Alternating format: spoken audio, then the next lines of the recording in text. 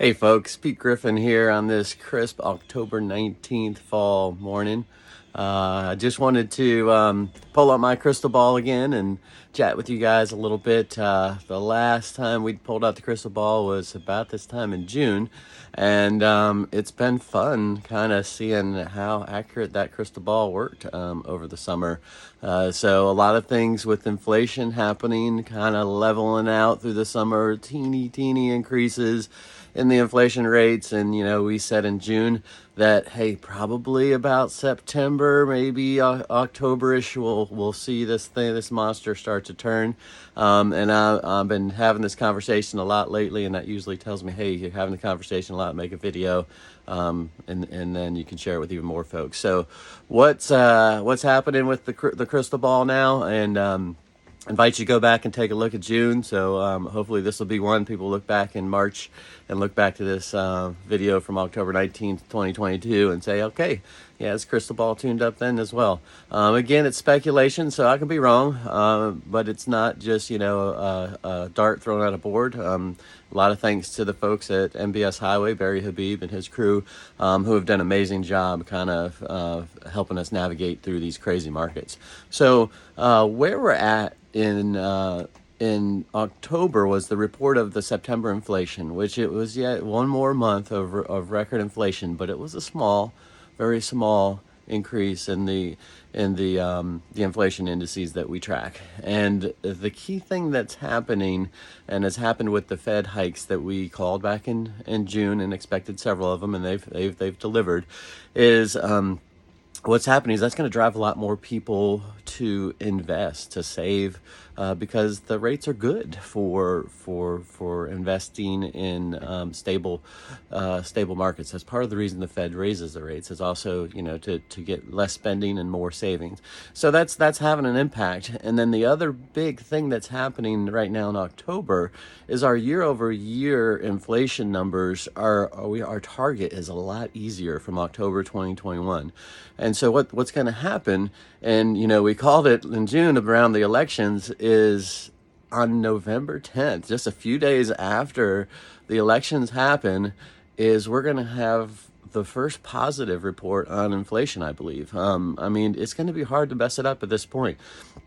So on November 10th, this is what I believe is going to happen, is we're going to get a good report on inflation. We're going to get an improvement in that rate that everybody's tracking of, probably over 1% improvement from where we've been. And, through the summer months, it's been, 0.2, 0.4, real small numbers and changes compared to what we were seeing, before the summer. And so inflation's going to peak. You're going to get that report or inflation has peaked. I think you're going to get the improving report in November, on November 10th, conveniently right after the elections. So whoever wins the election, no matter what side of the aisle that you're on, it doesn't matter. Whoever wins is going to take that news and say, look, our stuff's working, or look, you elected us and 4 days later, it's, we've turned the economy around.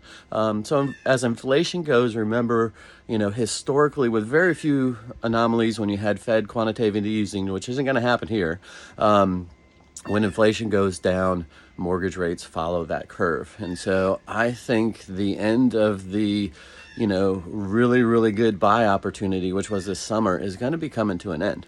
And so what does all this mean? This means, one, rates are going to come back down, and the folks at MBS are predicting under 5% within 6 months. And I'm right there with them. I think that's accurate. The charts just make sense.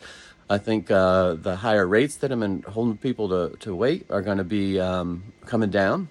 The confidence of the consumer is going to get better, because they're going to see these inflation numbers starting to ease.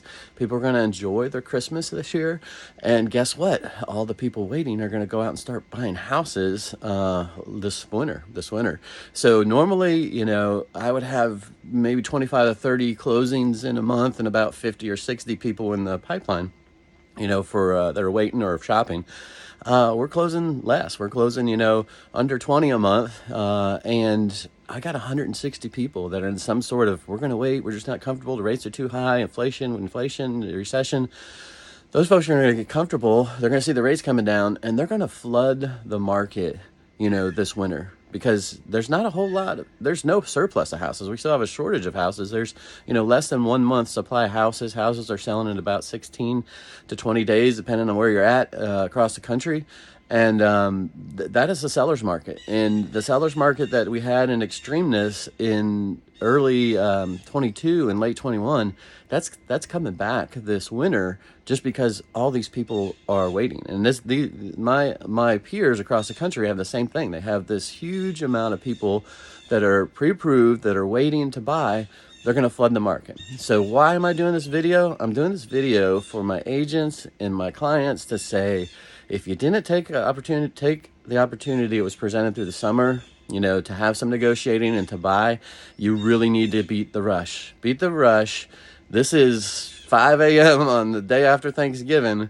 Get out there, get the deals, because, 10 a.m., which is going to be February of 23, is when everybody's in the store shopping, right?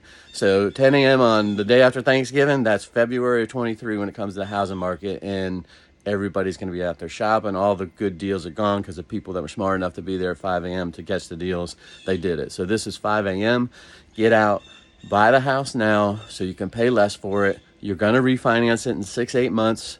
More than likely, if these predictions come true with the interest rates, which I'm very, very confident that they will. I can't promise it. Obviously, a lot of things could happen, globally or U.S. economic wise, some key event, invasion of Ukraine sort type event that can disrupt things. But barring anything that's, out of the norm like that, we should see a really, really good improvement in inflation, with a improvement in rates to follow, and a housing market that just goes crazy again. So beat the rush, get out, shop, and hopefully come back and check my video in March and, see if all this comes true. So we've got a good record so far. We're on track. We've been calling this for about a year now, and it's been pretty spot on. And again, thanks to the folks at MBS Highway, Barry Habib and his crew, and for all you do for all of us folks out there in the industry. So thanks. Have a good rest of your fall morning. It's a little nippy out here. Hopefully there's not too much shaking in the camera, because I'm shaking a little bit here because I don't have my winter adaptation marine blood running through my veins anymore. So hope y'all are doing well, and we'll look forward to talking to you soon. Take care, my friends.